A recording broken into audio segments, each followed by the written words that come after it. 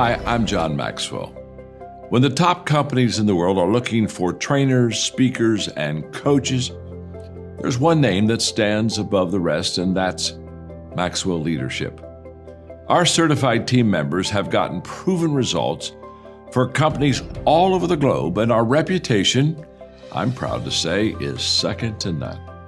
Some of our members have risen to the top of their profession, including the one you're going to meet today. I proudly introduce you to my friend Bob Fabian Zinka. Welcome to the Leadership and Success Podcast with your host, Coach BZ. If you need to develop into a better leader, this podcast is for you. If you want to achieve a greater level of success, this podcast is for you. His mentor, Dr. John C. Maxwell, said it best: everything rises and falls on leadership. We hope to inspire you today and provide you with an insight that has the potential to positively impact the trajectory of your life. Welcome to the Leadership and Success Podcast.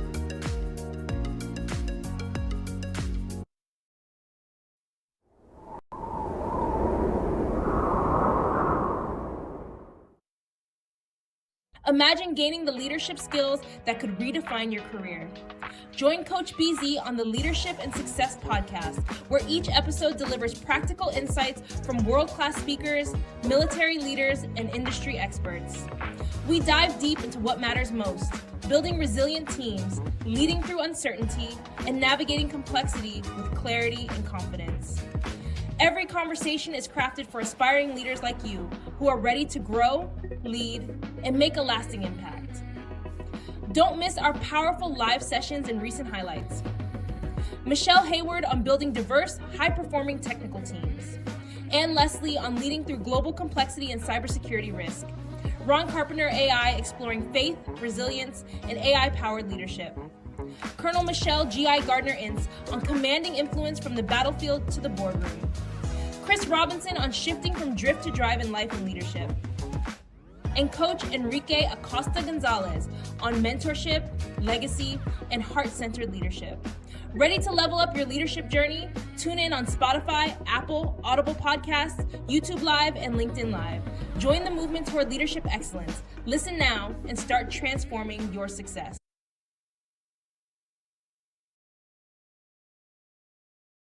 It's just amazing how essential leadership is. And right now in 2025, with all of the disruptions that AI brought and all of that, I am telling you, we are going to need, I think, in the future, people who have leadership skill, people who can lead organization or software and deploy them and that kind of thing, people who know how to deal with other people.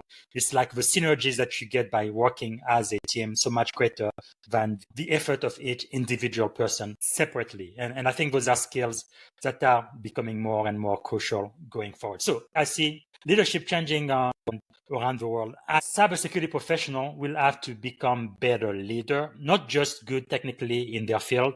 And we've done very well in that, but we cannot be single focused. We cannot be silos, right? I think going forward, as far as leadership is concerned, influence, we need to be able to influence all of the other business leaders across the enterprise, all of the other business functions. Hardware and all of that. So you don't even have to be a country. You don't have to be a nation state. You can just be one individual. No, you could spend maybe $5,000 or something, and you can build something that is powerful enough where you can do a lot of damage. So we are living in a world now where I think with the advancement of AI, emerging technology, and all of that, where it is becoming easier and easier for people to use the tools available to them to cause great harm. And the problem with being a CISO is you have to be right 100% of the time, but the bad guy only has to be right one time. If they can succeed just at one time, they could take the entire service down. So it is very, very challenging. It is not easy, but I think as a security leader, you need to do the very best you can to really influence your peers and senior management, senior leadership of your organization. You really need a true seat at the table.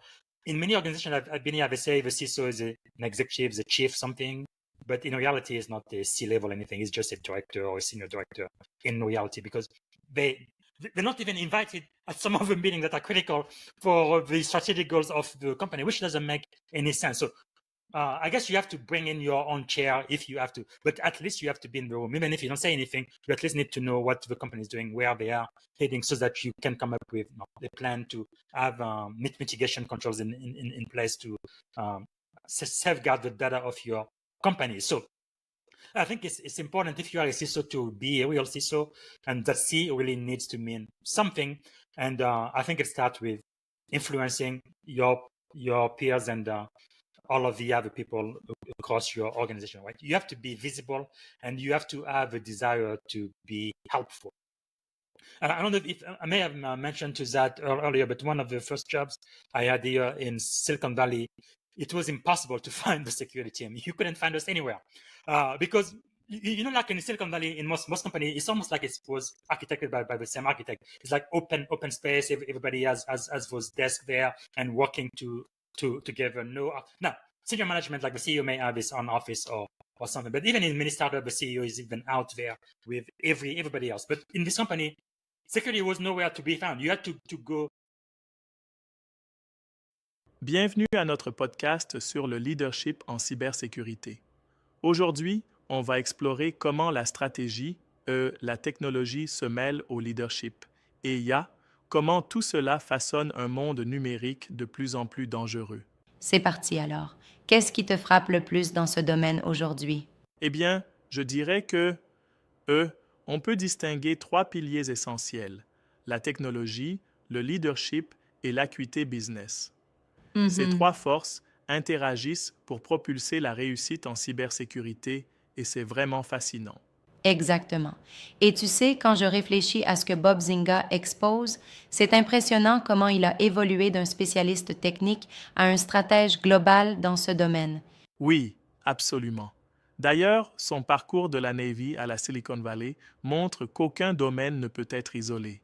Il mentionne souvent que mission d'abord, personne ensuite. Ça, c'est fondamental. Exact. On voit que sans une équipe soudée et bien dirigée, même la meilleure technologie reste inefficace. On ne peut pas se contenter de déployer des firewalls sans une vision stratégique globale. En effet, il souligne que la cybersécurité ne consiste pas seulement à empêcher une attaque, mais à intégrer la sécurité dans tous les aspects de l'entreprise. C'est, une approche holistique qui, engage même les départements comme les ventes ou la finance. Il cite même, par exemple, l'impact direct sur le cycle de vente qui passe de 3 à 4 mois à seulement 30 jours. C'est incroyable comment la confiance en la sécurité peut convertir l'intérêt en revenu. Exactement. Et c'est là qu'un bon leader en cybersécurité doit savoir traduire le jargon technique en résultats business concrets. Parce que lorsqu'on parle à un board, les métriques liées aux revenus et aux risques sont bien plus parlantes. On ne peut plus d'accord. Mais certains diront que trop d'emphase sur le business pourrait, négliger la partie technique fondamentale. Je vois ton point. Cependant, dans un environnement où les menaces évoluent, comme l'essor des attaques alimentées par l'IA et les risques liés à l'informatique quantique, l'équilibre est crucial. La technique seule ne suffit pas sans une vision stratégique, et vice-versa. C'est clair. Et justement, l'argument selon lequel « si tu es le plus intelligent dans la salle, tu es dans la mauvaise salle » illustre bien la nécessité de constamment apprendre et d'entourer de talents divers. Ça, c'est un conseil précieux pour tout leader. Absolument. Et puis, il insiste sur la culture d'entreprise. Dans le secteur militaire, les valeurs comme l'honneur, le courage et l'engagement sont gravées dans l'ADN. En business, ce n'est pas toujours le cas, et c'est un défi à relever. Oui, la culture peut être cet ingrédient secret qui transforme une organisation. Sans authenticité et cohérence, même les mesures de sécurité les plus avancées peinent à créer la confiance. Exactement. D'ailleurs, parlant de confiance, Zinga insiste sur l'importance de l'intelligence émotionnelle et de la communication claire. C'est en expliquant en termes de risques financiers, par exemple, cette vulnérabilité pourrait retarder la reconnaissance des revenus, qu'on capte l'attention des dirigeants non techniques. Voilà qui est vraiment pertinent. Traduisons l'attaque d'un virus en termes d'impact sur le chiffre d'affaires. C'est bien plus parlant pour le boardroom. Ça change tout. En fait, l'approche qu'il adopte consiste à montrer comment la sécurité peut devenir un accélérateur de la croissance, et pas seulement un frein aux innovations. Ah ouais, Il prouve, par exemple, que la sécurité intégrée permet de conclure des deals plus rapidement. exactement. C'est une manière astucieuse de démontrer que la cybersécurité n'est pas une dépense, mais un investissement avec un retour mesurable. C'est un argument de vente redoutable pour les CISO. Et on parle aussi des défis actuels, comme l'intelligence artificielle qui, peut être utilisée aussi bien pour attaquer que pour défendre. Les attaques basées sur l'intelligence artificielle, les deepfakes, c'est un domaine où les règles du jeu changent complètement. Oui, c'est vrai, mais je trouve que parfois, Zynga semble parfois trop confiant sur le potentiel de l'IA sans suffisamment insister sur les limites actuelles des solutions. Qu'en penses-tu? Eh bien, tu as raison de le souligner. Je pense qu'il faut, rester prudent et ne pas tomber dans le piège de l'hyperbole. Même s'il avance que l'IA est incontournable, elle n'est pas une baguette magique pour résoudre tous les problèmes.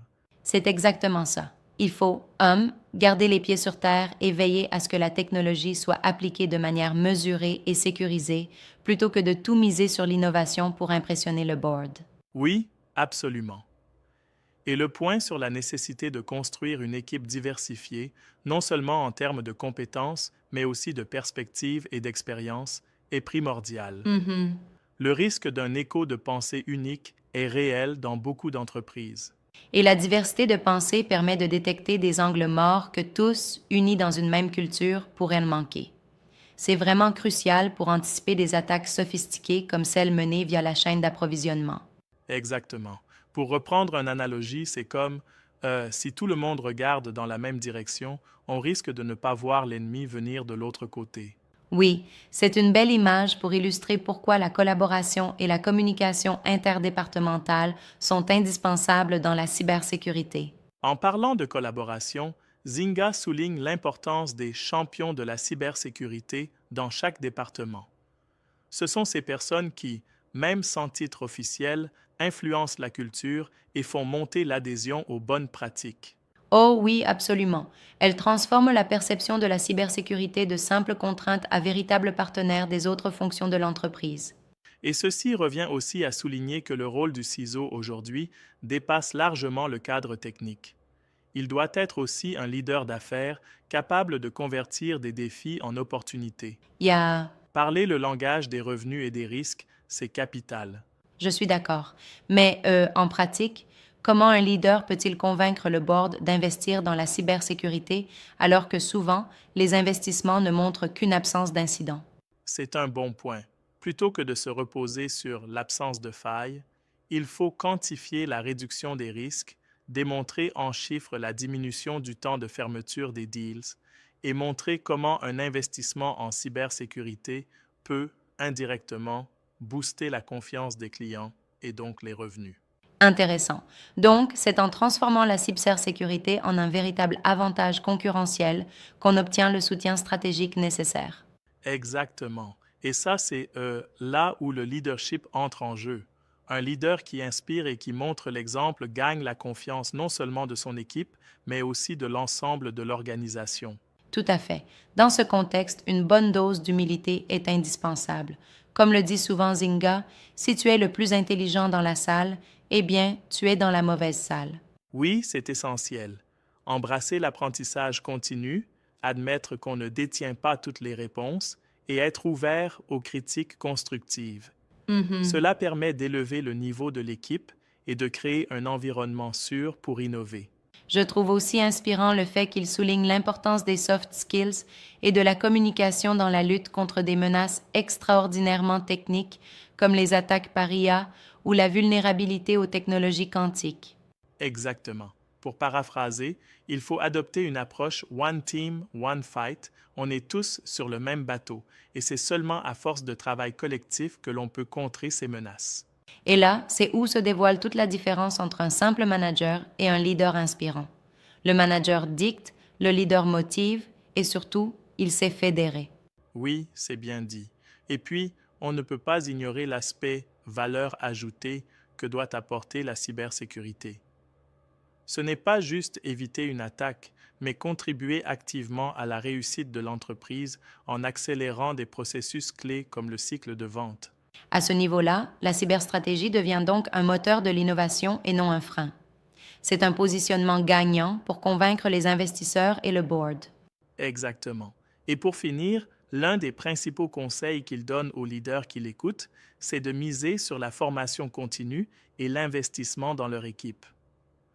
L'outil le plus puissant, c'est un personnel motivé et compétent.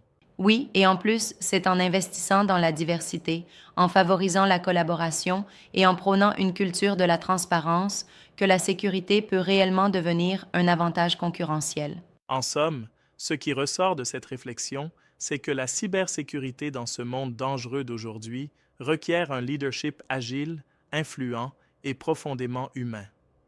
C'est un défi multidimensionnel, mais ô combien passionnant. Exactement. Merci pour cet échange stimulant. C'est toujours enrichissant de discuter de ces enjeux et des moyens de les surmonter. J'ai hâte d'entendre les prochaines innovations dans ce domaine. Merci à toi. N'oubliez pas, chers auditeurs, que dans ce monde numérique complexe, un leadership solide et engagé est la clé pour transformer les défis en opportunités. À bientôt pour un nouvel épisode. We still need to make sure we put those security things in place. Right. When I was there, I kid you not, we were being attacked hundreds of thousands of times, almost 1 million times every single day. So what we were able to do to show to the commandant of the base there is, okay, look, we get attacked this much, and this is only what came through, but look at what our technology is able to stop. And I was able to prove that by going through the logs of our IPS, and then we updated our white list often, and we did a lot of things to prevent exploitation of our crown jewel of our data. But what I'm saying is, try to think outside of the box and think of ways where you can prove that yes, the budget you are spending on the security program, it is adding a lot of value, and this is the value it is adding. I think that makes a huge difference. Relevance and value, right? Yes. And it's not just for security, it's for any organization in the business. Absolutely. You have to be able to show that. We are not immune from that. We can't just use fear. Oh, there's bad things going to happen. We actually have to show it over time if we want to be sustainable. And when you talk about fear, right, there is that thing third, fear, uncertainty, and what is the? Doubt.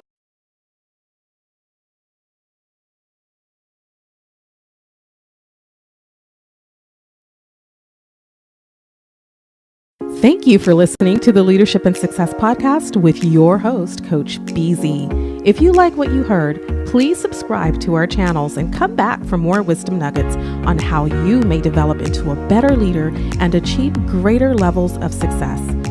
Leadership is the most critical skill. The world will always need leaders to lead others, deploy the next disruptive technology, or execute a business strategy. You may as well decide on counting yourself among the 21st century leaders.